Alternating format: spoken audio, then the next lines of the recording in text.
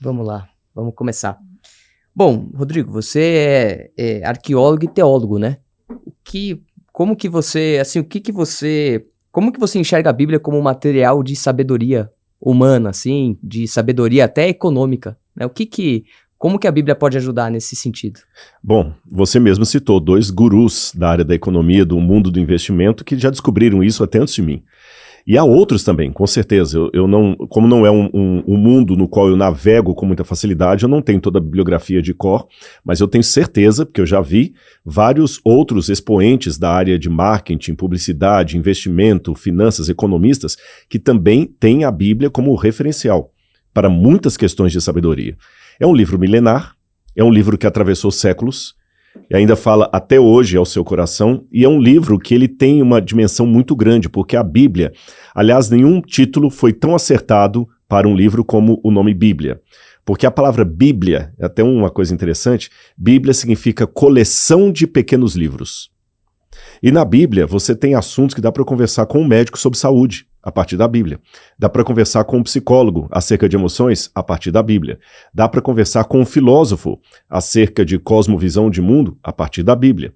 E dá para conversar também com pessoas do investimento. E a Bíblia tem casos concretos de investimento milenares que deram certo, e na arqueologia eu consigo ver os resultados desse investimento do passado e também do que deu errado quando o propósito foi, assim, desvirtuado, ou perdeu o rumo, ou perdeu a identidade.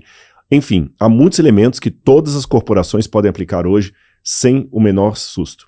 E, assim, acho que a Bíblia tem a parte, né, o Gênesis, né, que é pré-Jesus, e aí são diversos personagens, né, tem lá Noé, Jó, Abraão, Salomão, são vários personagens, e tem o pós-Jesus, né? Uhum. Só que são personagens muito diferentes até, né? Se a gente olhar para o passado, são personagens muito ricos, inclusive, né? Os próprios Salomão... Ricos de detentores de riqueza, né? O próprio Salomão. Jesus era muito diferente, né? Ele não era um cara rico, né? O que são esses dois mundos, né? O que a gente pode entender a partir disso, né? Desses personagens que são muito ricos, mas aí, depois de um tempo, Jesus como um personagem mais... com menos dinheiro, né? Bom, isso é importante porque a Bíblia, ela não mostra apenas uma camada social. Se todos os personagens da Bíblia fossem ricos, não haveria espaço para o pobre ali. Se todos fossem pobres, não haveria espaço para o rico. O que há, na verdade, é uma desconstrução da narrativa bíblica, que eu posso destrinchá-la aqui se vocês quiserem as razões dela, que é uma construção que demonizou o dinheiro e o sucesso por longas e longas etapas do cristianismo. O dinheiro foi demonizado. Isso não é muito herança judaica, não, é mais herança cristã, especialmente a partir da Idade Média, entrando ali no comecinho da Idade Moderna, você tem uma demonização do dinheiro. Então, criaram-se muitas lendas que ser rico afasta você de Deus, que o dinheiro é uma abominação, que o dinheiro é quase uma coisa que você tem que pedir desculpas por ter, e não, assim, usar para as pessoas.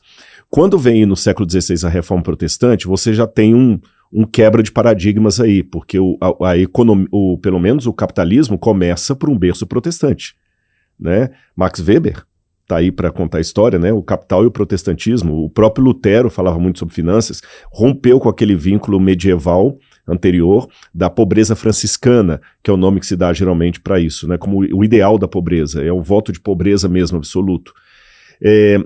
Hoje eu temo que nós estamos indo para um outro extremo. Se nós saímos da pobreza franciscana, que era uma distorção, uma demonização do dinheiro, e aqui nada contra São Francisco de Assis. Eu estou usando o nome pobreza franciscana apenas como recurso literário. Não estou falando do personagem São Francisco de Assis. Aquilo é outra coisa. O São Francisco de Assis tinha um ideal da pobreza, que tinha uma teologia por detrás disso. Eu estou falando do que foi construído depois e recebeu o nome de pobreza franciscana, deixando isso claro para os nossos ouvintes católicos. Mas hoje nós estamos migrando para um outro extremo que é igualmente perigoso, que é o extremo da romantização do dinheiro. Então, se você tem num extremo a demonização do dinheiro, tem a romantização dele, achando que o dinheiro por si é um bem tão valioso em si mesmo que basta tê-lo para ser feliz. Lê do engano. Eu repito a frase que eu falei com vocês no início.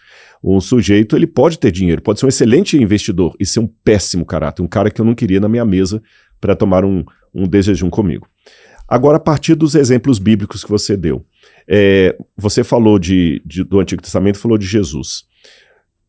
A Bíblia não mostra apenas esses homens já ricos, mostra o processo de enriquecimento deles. Eu vou dar um exemplo do Antigo e fecho em Jesus. Abraão, o pai da fé. E eu não estudo arqueologia só por ela, a Bíblia só por ela, eu estudo a Bíblia dentro do cenário do Oriente Médio Antigo. Quando a gente lê na Bíblia que Abraão era um nômade, andando de tenda em tenda, morando aqui, a tenda ali, com os animais, a gente pensa no máximo um beduíno. Mas existe uma expressão usada nos textos hititas, ugaríticos, acerca dos Tamkarum. Tamkarum era um tipo de nômade que ele ia negociando coisas. Depois eu posso explicar qual era o recurso deles no deserto. Ele fazia dinheiro no deserto. E ele ia ficando tão rico, tão rico, tão rico, que grandes impérios como a Assíria, o Império Hitita, o Império Sumério, esses impérios começaram com nômades que viviam em tendas. Tanto é que quando você pega a lista dos reis sumerianos, fala assim, esses são os reis que viviam em tendas. Então Abraão começou como um fundador de um país. E ele vai adquirindo dinheiro, e sem guerra. Isso é interessante.